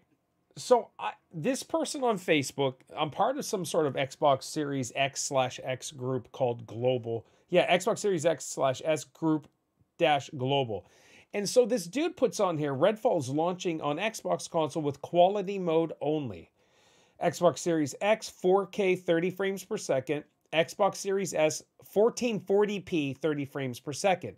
60 frames per second performance mode will be added via game update at a later date. So where is the 4K 60 FPS? I think Xbox needs a new Xbox like Xbox Series X Pro that can run 4K 60 FPS Redfall. And that irked me, because people are some dude, this is his post. And so me being the nice guy that I am, I said, if this is the garbage you guys care about, you have lost touch with the essence of gaming. If the game runs at 4K 60 frames per second, but the gameplay is garbage, then it really doesn't matter. Gameplay over graphics any day. Gameplay over... Absolutely. And so this clown wanted to do this massive argument with me. And we went back and forth. He's like, low FPS, yes, but not 30. Come on, man. Solid 30 or higher is perfect. And so we went back. I said, no, it's not, especially in a fast-paced... I said low FPS, yes, but not 30. Come on, man. Solid 30 or higher is perfect. And he said, no, it's not, especially in a fast-paced game.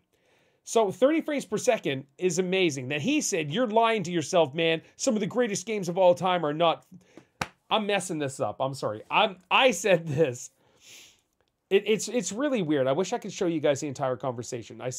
So let's start over. He says, my name, low FPS can very much deteriorate great gameplay as well. If the combat is meant to be fast and fluid, 30 frames per second is not great for a game like that. Which is ridiculous. We've been playing games with 30 frames per second for years.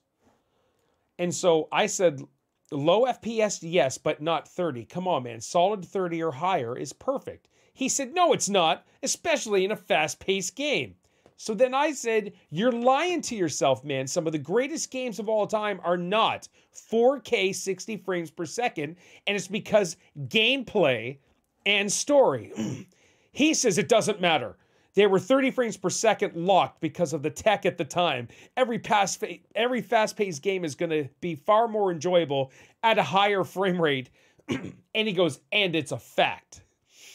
And I said, OMG, this is hilarious. Just because the tech has the ability doesn't mean that every game has to use it.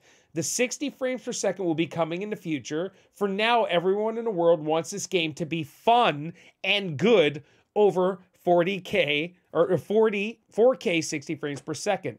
Then he says, how does gameplay stagnate performance? You make literally 0 sense right now.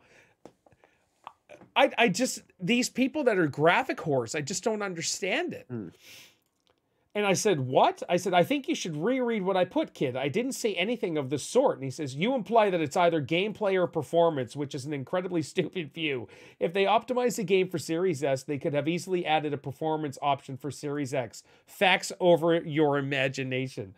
Then I said, no, that's not what I'm implying. You have tunnel vision. You've lost sight of the entire conversation. 4K 60 frames per second will come. For now, we all want a fun game to play. 30 frames per second is absolutely fine. We have played and enjoyed games like this over the years. Again, what we all want, and I'm assuming you as well, but you seem to be the extra chromosome of the gaming ecosystem, is a fun game to play. And then he says, so if the game runs at 30 frames per second, but the gameplay is still garbage, what then? And I said, then the game is garbage. It's just common sense. It really is. But this is, and I'm not going to read the rest, but this is where we're at with today's day and age, with tech, with graphic, everything is, we have to push so much graphic and intensity, and you've got those awesome TVs, well, we're going to make the greatest game to match that great TV specs. And we get games that are broken because of it. Cyberpunk, for instance, was beautiful, but it was a garbage playing game. It's wonderful now because they fixed it, but I'm just so frustrated that we want these incredibly technically sounding games, but gamers today have lost essence of what a video game is. It's a game. You play your game. You don't, if you want great graphics, go watch a Pixar movie. Go get a bot to create you a wonderfully graphic image. I don't know. I want fun games to play. I want this Redfall game. We're all going to play it. I want Redfall to perform and just be fun. I couldn't care if it's 4K 60 frames per second. Days have lost sight on great games. I remember trying to show my nephew some games, you know, from back in the day. And all he kept saying was, oh, this looks terrible. I'm like, can no one in the younger generation look past graphics and just be like, wow, this is awesome? Have you had this with your youngest boy when you've been trying to show him games and he's like, it looks terrible, it's too pixelated? Or, yeah, why is he's starting to appreciate games now because of Game Pass. Like that Spider Heck that he's playing. He loves that game. But that's not a graphically gorgeous game. But it plays well and it's fun. Like, did Isaiah have any sort of strong opinions on it when you were doing like My Past Is Legacy, like in terms of playing like Mega Man or something? He hates Mega Man. Bottom line, that was the first one we played. He still hates it today. He hates Mega Man because one, it's hard, but that was the thing, right? Like when we grew up, games weren't graphically. We didn't care when games looked pretty. Like in the NES days, you go back to 1980, whatever. Double Dribble came out. Google double dribble Ness, and you will see what I'm talking about. But when you dunked, it went into this animation. Like if you do a reverse, it was like picture, picture, picture. And that's all it was. It was like a graphically digital image that looked amazing back in 1980, whatever. But that was it. We really didn't care, but it was such a fun game to play. But yeah, with Isaiah, with the My Past's Legacy, it was all about really gameplay. Ghost and Goblins, I hate that game. Ghost and Goblins is insanely hard. It's a hard game, but the gameplay is there. And people love it because it's fun, not because it's graphically gorgeous. It's just, I'm just so frustrated. And go ahead. I can pick like 3 games that I don't think like we've really played that are extremely successful, not because they were graphically such, being Cuphead, Undertale, and Minecraft. They're all extremely successful, and it's not because of graphics or anything like that. Right. And then 2 games that we've played very recently that we've enjoyed very much so, and they're not like graphically spectacular, being King of the Arcade and As Dusk Falls. Like As Dusk Falls has less than 1 frame per second, and it's an amazing game, like because of the story. Yeah. It literally has less than 1 frame per second most of the time. Yeah, it's beyond frustrating. It really is. And I think that could be why we're having technical issues with video games nowadays, because everybody's expecting this graphically gorgeous, brilliant looking game, but performance-wise for gameplay, it's affected. I wonder if that's why there's the issues with the AAA titles. Like the indie developers, you know, nobody bats an eye, but the AAA titles, there's so much expectation that they will be graphically incredible. Yep. They compromise on gameplay. Like Cyberpunk, the perfect example. Call of Duty, the last one I played of that, I had graphical issues on that, which ruined the experience. Even games like Valhalla, you know, as much as I love that game, when I played it on launch, I had some issues.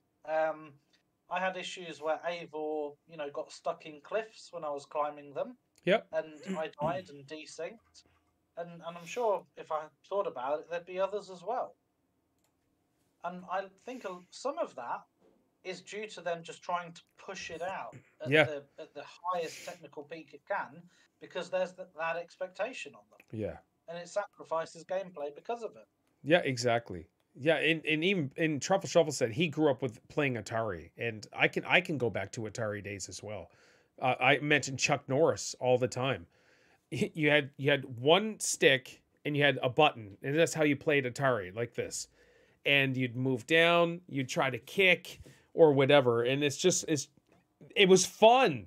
That's it. It was fun, and graphics really didn't matter. That's just what we had. And I'm just so sick and tired of the people like the Xbox announcing Series X, 12 teraflops. And great. Give me some games that are fun though. That's it. I want games that are technically advanced gameplay. That is it. Yeah.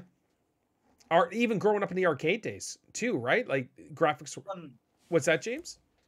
Sorry, carry on, Paul. No, you go right ahead. I was just saying, that's something that they ruined with the Xbox One. A lot of their exclusives were beautiful, but the gameplay was garbage. Halo 5. Yeah. Graphically spectacular, but the gameplay wasn't fun. Yeah.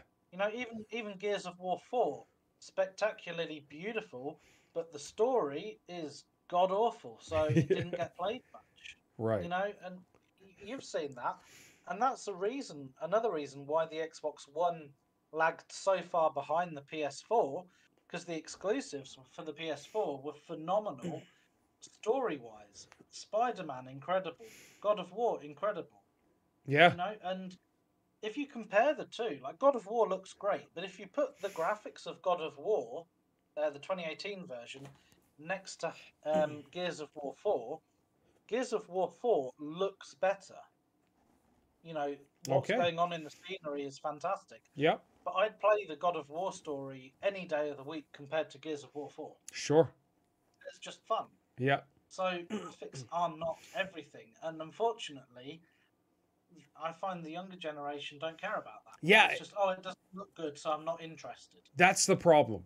That's the problem. And I fall into that once in a while too, like that game that we played, the As Dusk Falls, or yeah. I looked at it, I was like, nope, that's not a game for me. And then when we finally played on stream, I was like, this is amazing. I love it. This is incredible.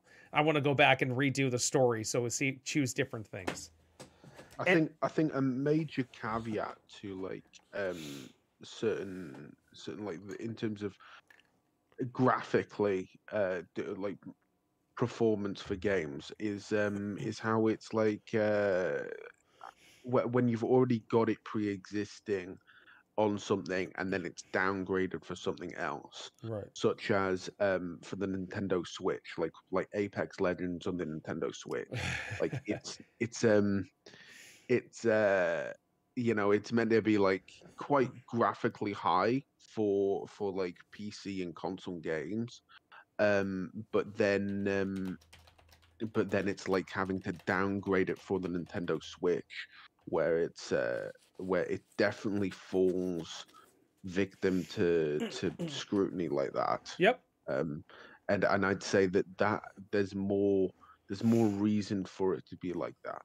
Yeah, with that. I think what has to happen is Nintendo is a prime example of gameplay and fun and enjoyment over graphically gorgeous 4K 60 frames per second.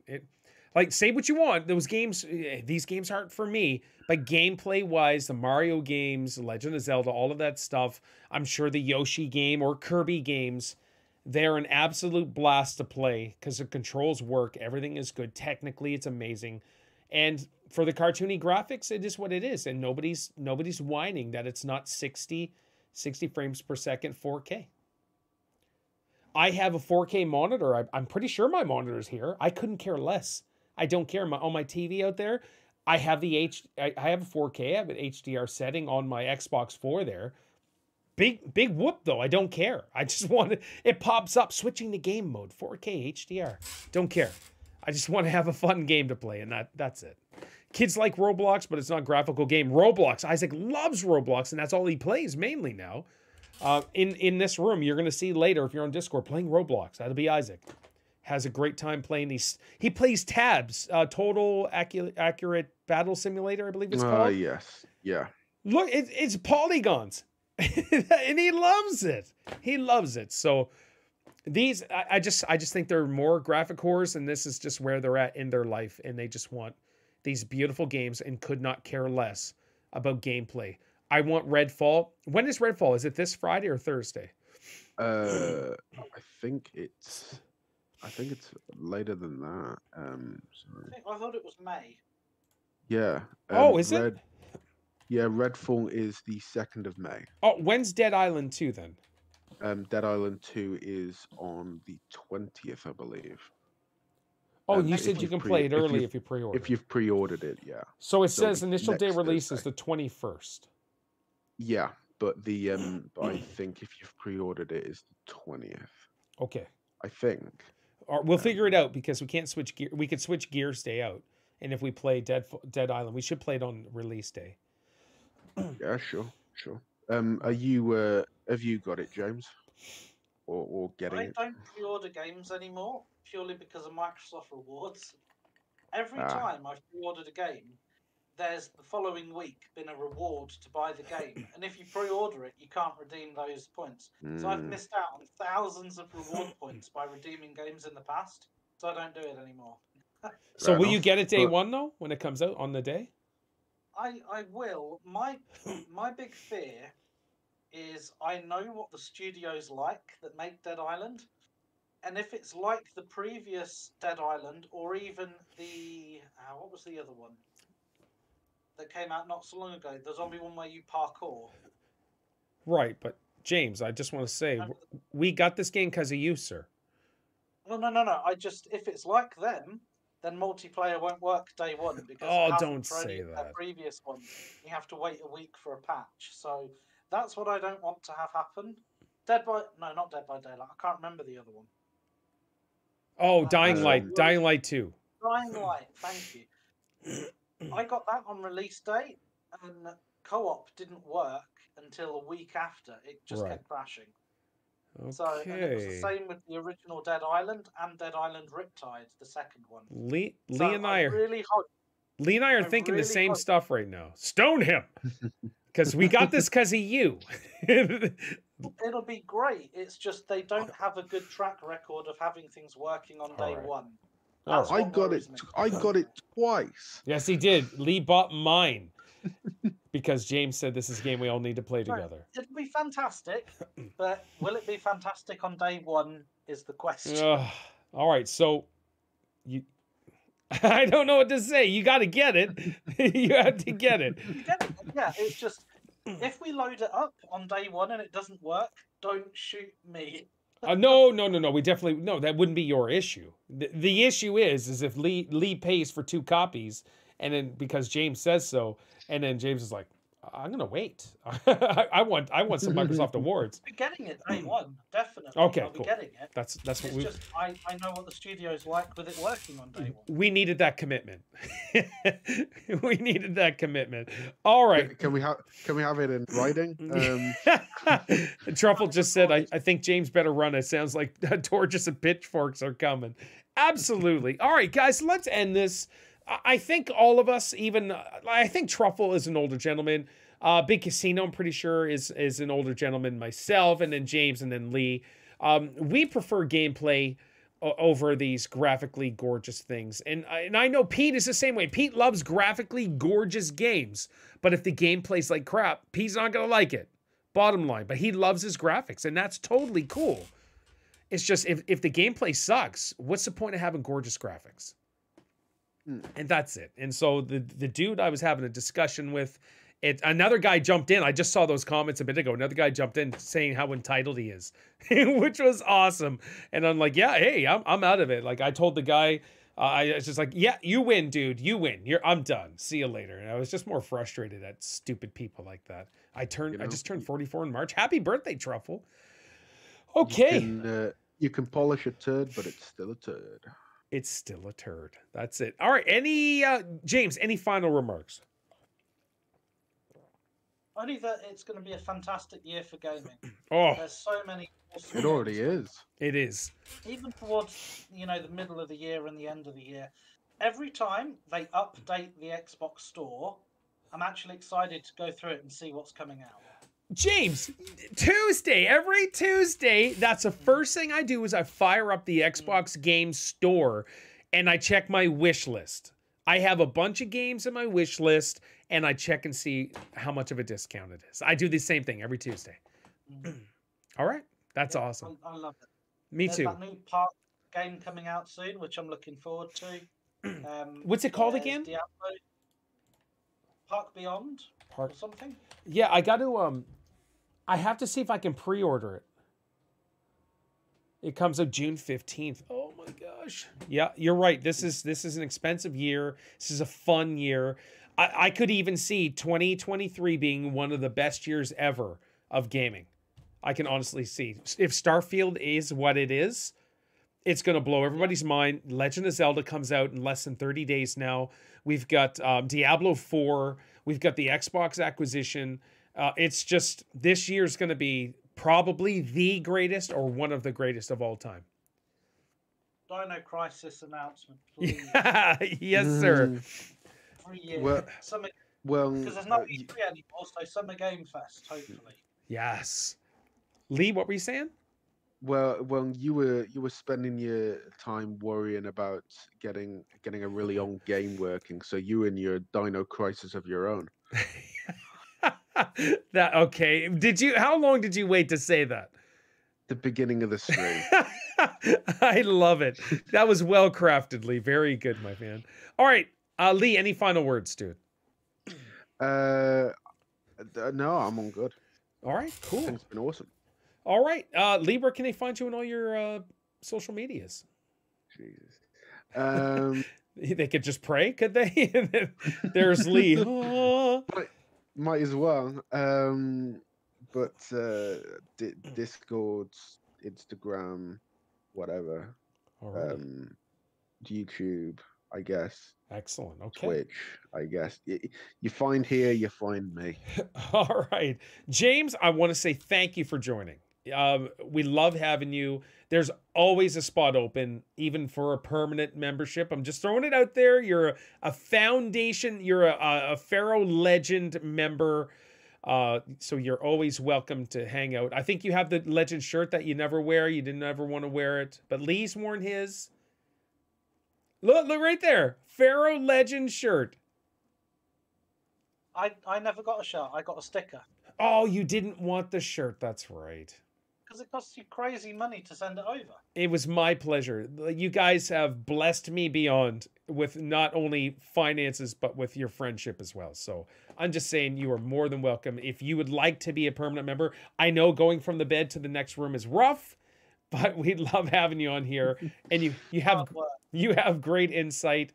And it's just like, it almost seems like it's 3 generations of gaming just chatting there. I know it's not, because James, you still are a very young pup, but I have more experiences than you through history. You have more experiences than Lee through history, and Lee basically represents the newer generation with his age. So this is actually a great trio. And if anyone else ever wants to join, message me on Discord or whatever, and we'll give you a spot just for a week or whatever, and it would just be fun. We love having people on here, and we have a good time. Excellent. Absolutely. Where can they find you on your socials, James? The millions watching. If you want to reach out to me, just whenever Paul's streaming, I'm there. So just pop in the chat, say an hello, governor, and governor. I'll say hello, governor, back. That's right. And I want to say thank you guys for being there every day. That when you can on stream, I do appreciate it. Anytime. Hold on there. Steph went to get groceries. On my way home, stopping at Tim's. Want anything? Yeah. More black gold. All right, yeah, I gotta help her with groceries anyways. So I'm the type of dude that doesn't let her do anything, in the sense that she's not carrying groceries, she's not opening the door. I do all that stuff. That's my job. So even when she's about to reach for the door, I'm like, that's mine. And women empowerment, Paul. How could you do such a thing? Nope, my woman is treated like a queen, and it's gonna stay like that. Bottom line. Woman. Awesome. You said it to Lee, probably block you. Uh-oh. Oh, Manzi, you're spotted D. Here we go. All right, I'm going to get myself in trouble with Lee. So here we go. So as for Lee, as for James, my name is Paul, and you guys take care. That's awesome. Oh, thank you so much, guys. That was excellent. Yeah. No problemo. I cannot wait for that Park Beyond, man. I hope it's not a full price game, but I want to build the roller coaster or whatever, and then jump on and ride it. So I'm super excited. Thank you, Truffle. Thank you, Big Casino. Go ahead. That is something that's in going into first person mode and walking around your park. Yeah, exactly. That's something. Excellent. Yeah, that's some very. Oh, James is frozen. Yeah. It looks like he has the frozen look, like he's just so disgusted at something. It's like, ew. That's awesome. How dare you say that? Resident Evil 4 is microtransactions. Unhand me, you fool. That's so good. Lee, I appreciate you, dude. Thank you for all you do on this channel, man. It's just incredible. Absolutely. I hope you're around for as long as I'm around. But, oh, James just sent a video. I think he crashed. But we all know you're scamp. When you get a woman, life is over, dude. I'm just saying. Nah, not a chance. Oh, his whole thing crashed? Minute the stream... Hold on. I didn't disappear. My laptop literally died, battery-wise, the minute the stream ended. His battery died. I didn't disappear. My... Oh, wow. Talk about timing. Wouldn't he plug it in? Yeah, well, you'd think so, but also it's like, talk about timing. It happened just as we finished. Yeah.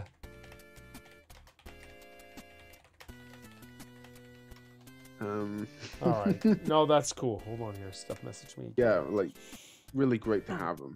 Oh yeah, he always has different perspectives, and that's what I Yeah. appreciate about both of you. Is like you guys all have on a full charge that lasted 2 hours.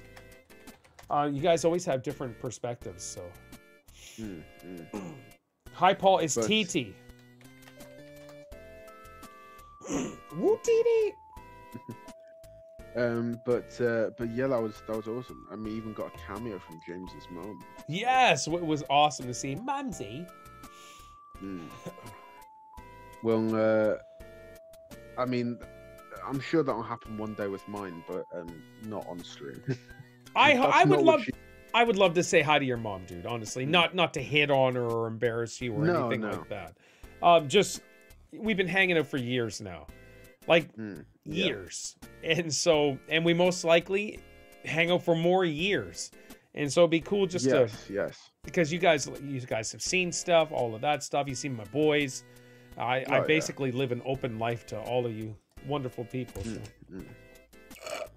Unless you're talking about like emotionally, then you don't tell us. No, not at all, and I don't need to. How's the jaw? It's wonderful. Thank you.